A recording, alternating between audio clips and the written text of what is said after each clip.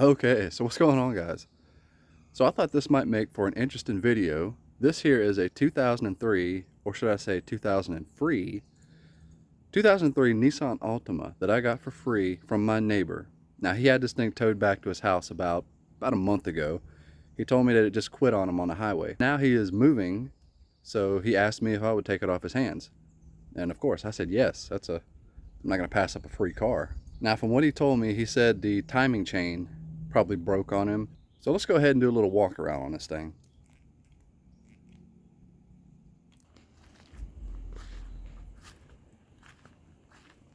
Looks like we got hubcaps on Steelies.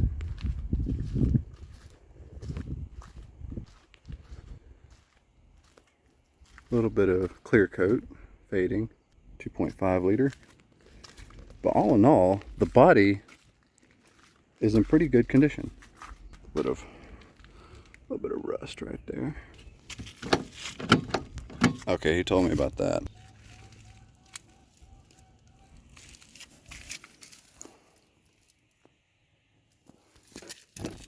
Little Android tablet head unit, pretty nice.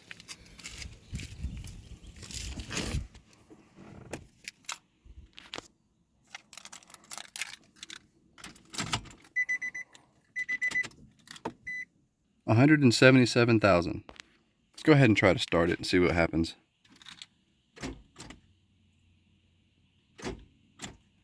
Sounds like the engine's locked up. I'm gonna put you on the outside now. Yeah, so we've got nothing. That engine's definitely locked up. What's causing it to lock up? Start tearing it down and find out, I guess. So we got a pretty new battery, 6 of 2020. Looks like a new alternator as well. Let's go ahead and check the oil, see what we got. A little black, but it looks fine. It's hard to do with one hand. Coolant looks fine. Usually what happens if the timing chain breaks and the pistons come into contact with the valves, you'll see quite a bit of carnage in there.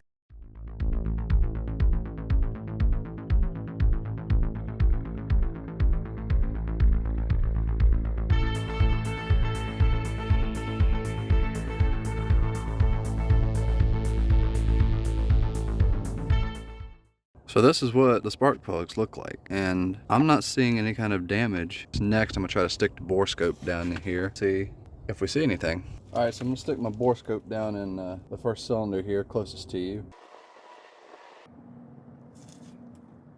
I don't really see anything.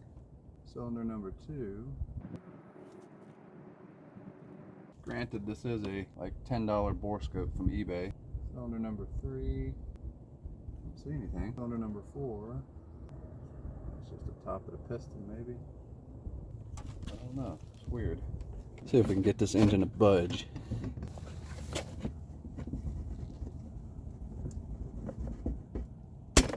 Oh, that was just my wrench.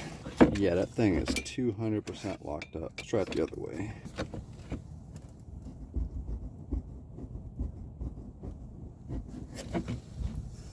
Absolutely nothing. Locked up beyond a doubt. What is causing it? I don't know yet. Okay, I'm going to remove this valve cover and see if there's anything apparent. Maybe get to the timing chain cover as well.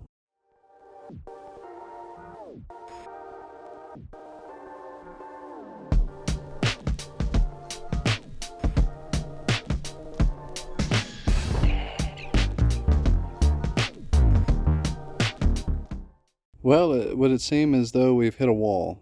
I don't see anything wrong with the cams, and the timing chain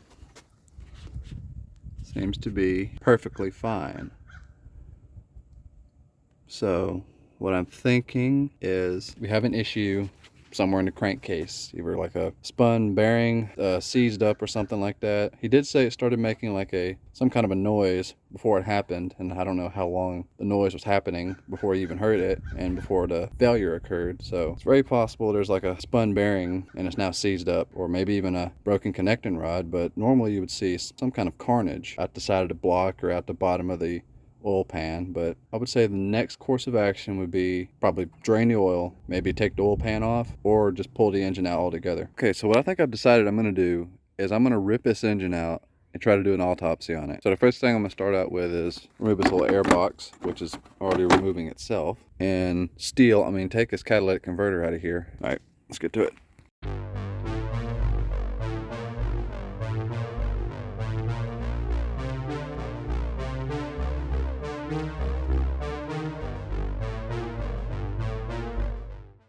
All right, so I got the exhaust manifold and catalytic converter out. Also had to take the alternator out to get to this nut right here. Got all this real estate in here. Not sure where to go next. Probably disconnect that AC compressor down there and move it out of the way. I don't want to lose the charge on it, if it's even got a charge, I guess. I'm just assuming it does. Also, I do need to drain the oil out of it as well, and the coolant. But we'll cross that bridge when we come to it, I suppose.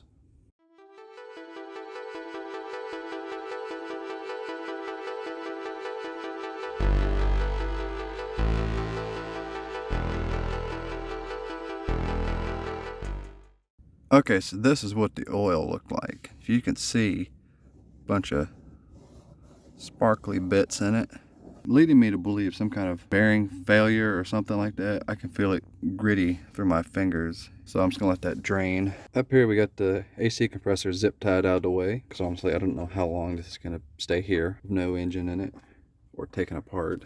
So you can see it much better now. All of this.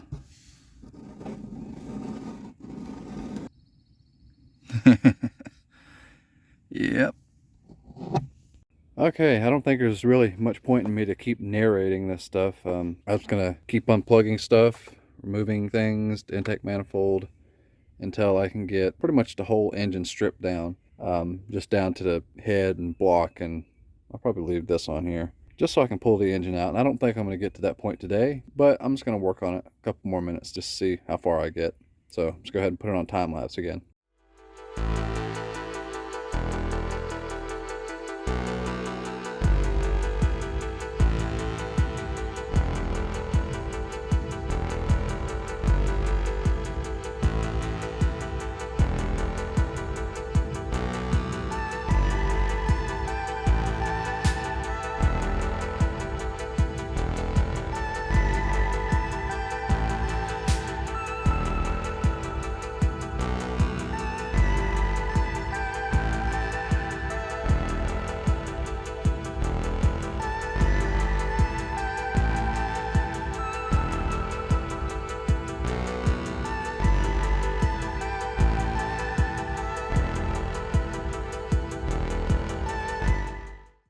Okay, so I just had a terrible realization.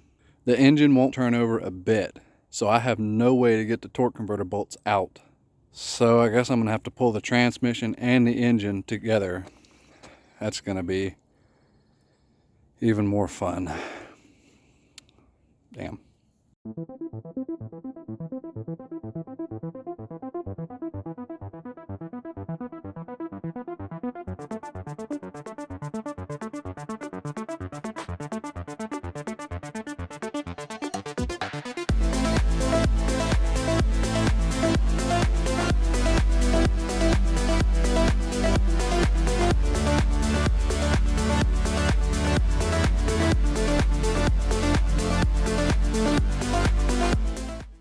Okay, so it took forever to get these nuts broke loose on the end of the spindle, but I finally got them out. You see up in there. Got the one on the other side out. I've got all of the engine mounts. Transmission mount, it's about to come out over there. I just got to pull it out. This one over here. This one is undone. And the one in the back. So now it's time to test the tensile strength of everything I failed to unplug or disconnect.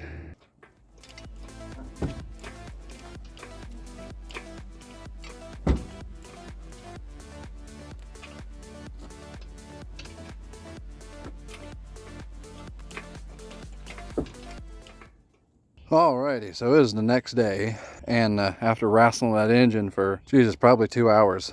Not quite 2 hours, but I don't think it was designed for the engine to come out through the top of the hood with the transmission still attached. But I finally got it out. It's not my proudest moment. This is only like the third or fourth engine I've ever pulled. I had to cut this little tab off here because it kept catching up under the frame. So, I mean, I don't care about this engine. It's obviously, it's long gone. So I don't think there's any saving this engine, so. It looked like that. I'm I can just cut it off with the angle grinder. I think I found what might be the issue. See right here, there's a new ventilation hole right here. I'm thinking connecting rod tried to jump out. See something right there. I'm gonna lift this engine up and start to tear it apart and see if we can get that transmission off. Also, might have a new target.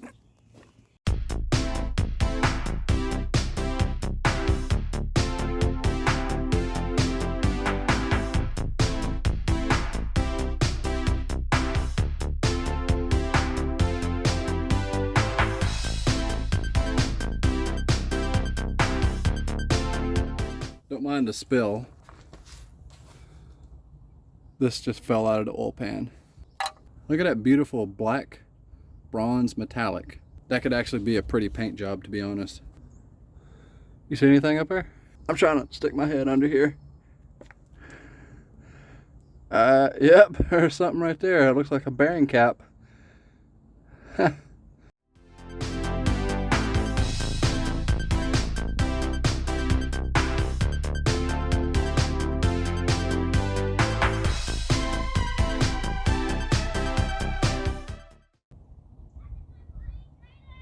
It's coming together now. It's like a bearing cap came off. At this point, it's quite obvious what happened. I got impatient. I just stuck the pry bar in here and ripped that crack open. Look at it. It's wedged up into the bottom of the block. I don't know if I'm gonna be able to get this engine unstuck or not.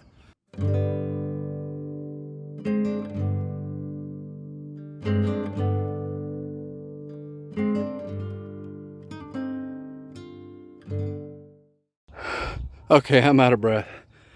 Oh, but it worked.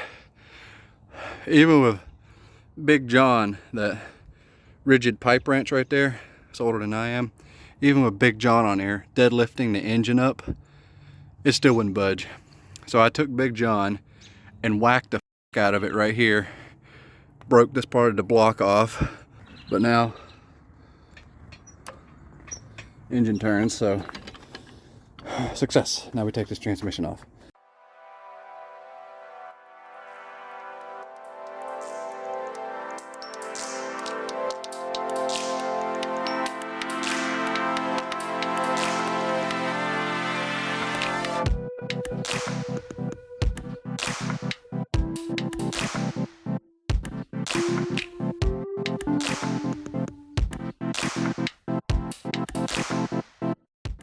Finally got the transmission disconnected from the busted up, blown up engine. So now we just got to try to stuff this back in there and get them axles put back in there. So so we can let it sit for probably like 3, 4, 5 months before I get a new engine for it. We'll see. Ladies and gentlemen, welcome back to the shop. So the last time we seen the free Nissan Altima, we pulled the engine out, did an autopsy with a sledgehammer, and found that the #1 cylinder decided it didn't want to be part of the engine anymore. And we had to dig pretty deep just to even find that. Tried to jump out over here. Now this is my new engine that I got from the local junkyard. It's actually been a while since I've worked on the Nissan, but they had a Labor Day sale, 25% off everything. So I said, you know what? I'm gonna pull me an engine. So all the testing I've done on this engine just to try to verify it might be good is it turns over, has pretty decent compression, feels like. I did a compression test on all the cylinders and they were above 100 psi just turning it over with a wrench. I looked in the oil filter and it didn't seem to have any kind of metal flake or anything in it, and fingers crossed this is a good one. Everything I've done to this engine already is tried to clean it up a little bit. There was a leak of the valve cover, a leak in the spark plug tubes. I tried to take care of that. Pulled this little secondary timing cover off, put new RTV around it, cleaned up the water pump, put that on there, belt tensioner, put that on, cleaned up this bracket, cleaned the injectors, and they all seem to be spraying right, cleaned the fuel rail. This is my intake manifold because it's cleaner and less sooty. Let's work on dragging that Nissan up here and hopefully plopping this engine in there. All right, so here is the setup. Engine hoist on some boards, and here is the Nissan. I'm just gonna try to pick that old engine up and plop it right down in there, you know, hopefully. So let's go ahead and put this on time lapse and see what we can do.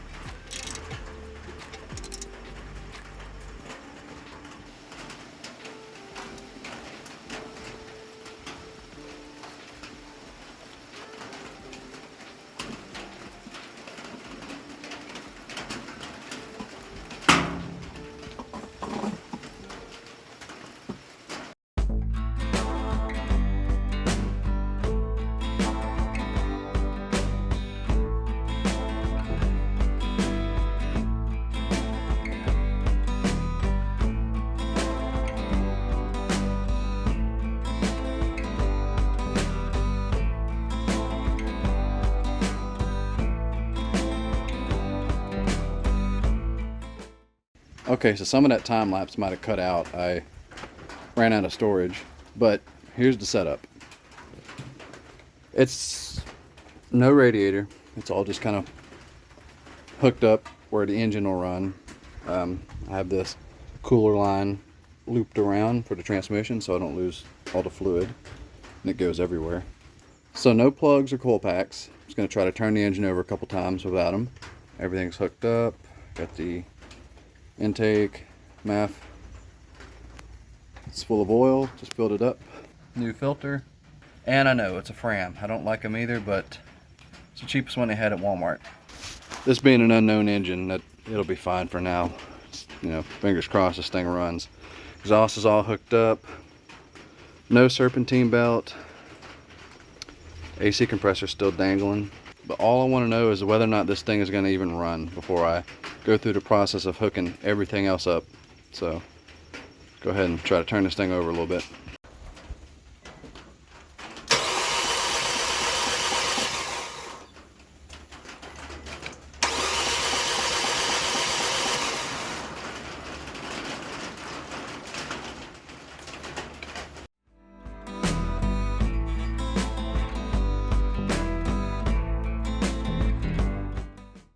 Alright, so the plugs are in, coil packs are in, everything's plugged up.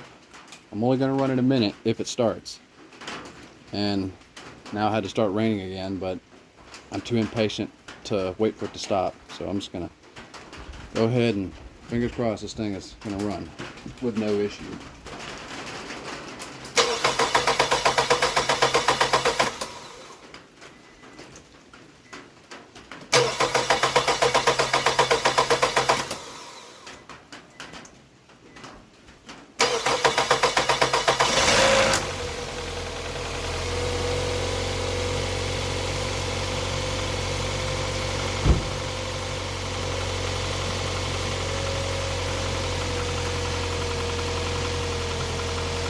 Would you look at that?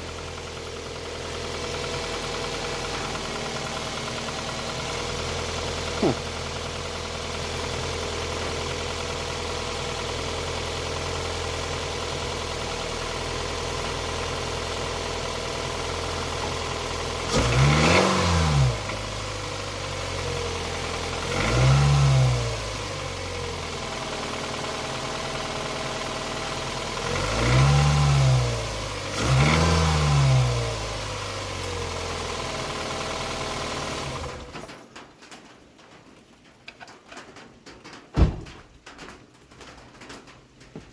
Folks, I think we might have just lucked up and got a runner.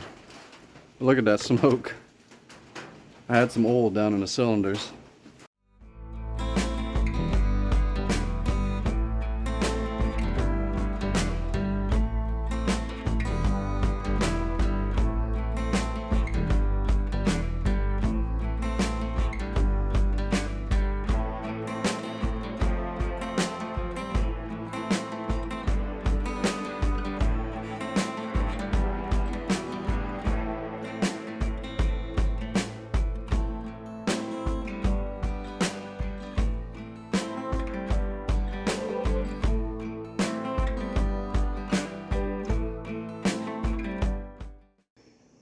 Well, it got a little bit dark on me, but I just kind of forgot to record. I just started putting things back on. This ain't the right battery. I stole the battery out of this one because it was good and put it in the Bronco. But I got the battery tray in, got the air box, all the stuff down here, the radiator hoses, the fans, the radiator itself, alternator, coolant, overflow, AC compressor, heat shield. You know, probably didn't have to list all those things, but go ahead and put some coolant in here and hopefully fire it up and let it run a little longer than before. I don't know, seems like this engine's pretty good so far, you know, knock on valve cover. It was running pretty good for the whole 20 seconds I ran it, but let's go ahead and fill it up with some coolant.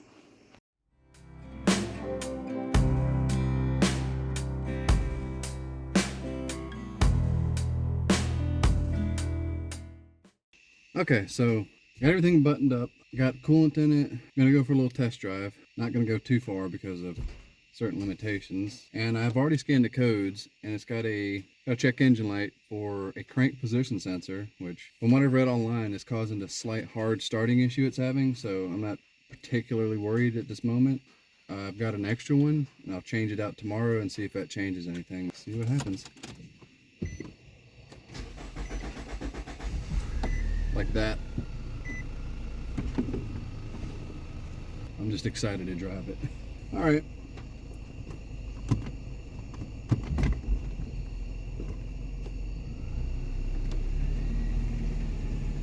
So far, so good. Ooh, a bunch of shit on his brake rotors. Uh-oh. How do you do that?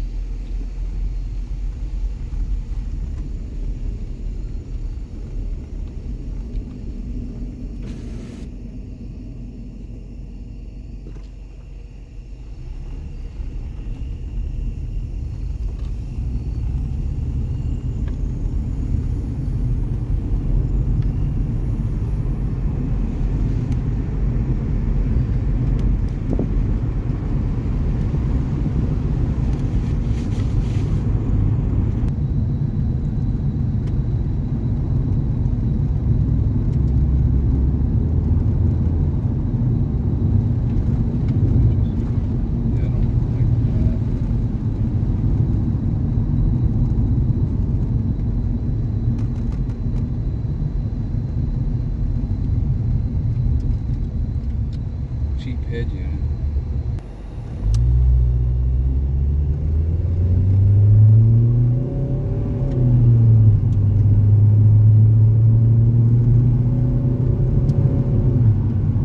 It don't feel slow necessarily.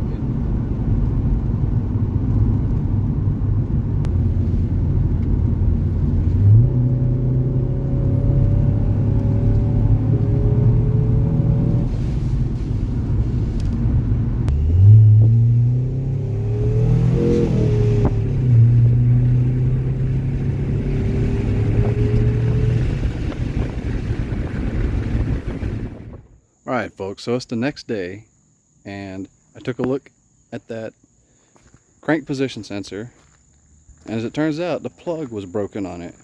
Wouldn't fully connect, and it come off. Cleaned up pretty good, except for the up on the roof and on the trunk. Well, thank God I had that other wiring harness off of the engine from the junkyard. I just took the connector, depinned it, and put it on my car. Now it works like it should.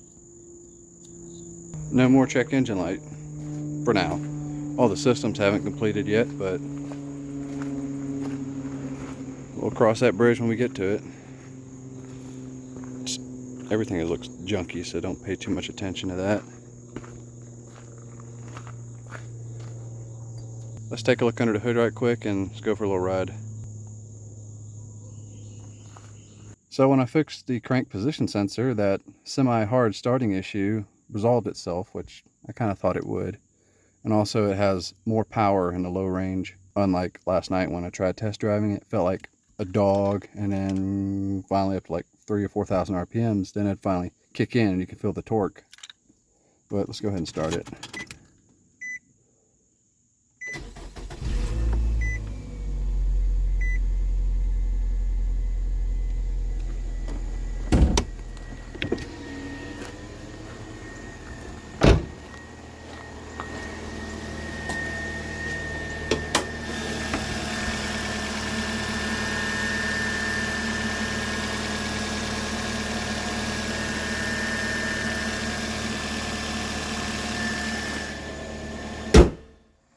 So a free Nissan Altima that now runs and drives. What do y'all think? Was it worth it? Would you have done the same, or maybe you just would have scrapped it? In total, I think I have right around $300 in it, and that's including the title transfer. I think it'll make a nice little daily driver. It's a bit more peppy than I thought it'd be, and even the AC works great. I might make a part 2, cleaning the headlights, interior, finishing touches, and a final walk around. I don't know yet. So if you made it this far, I'd like to thank you for tuning in. Leave a like if you'd like. and thanks for watching.